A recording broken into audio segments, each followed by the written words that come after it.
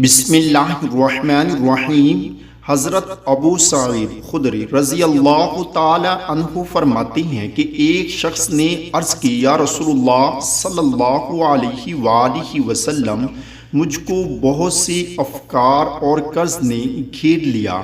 آپ صلی اللہ علیہ وآلہ وسلم نے ارشاد فرمایا کہ تجھ کو ایسا کلام بتلا دوں کہ اس کے پڑھنے سے اللہ تعالیٰ تیری ساری فکریں دور کر دے اور تیرا قرض بھی ادا کر دے۔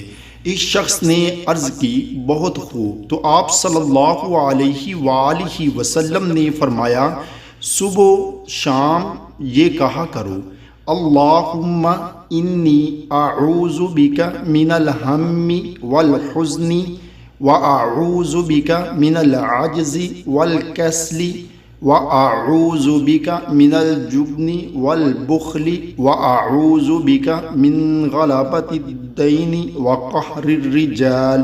اس شخص کا یہ بیان ہے کہ میں نے یہی کیا، سو میری ساری فکریں غم دور ہو گئی اور قرض بھی ادا ہو گیا۔ آپ بھی صبح شام یہ پڑھا کریں۔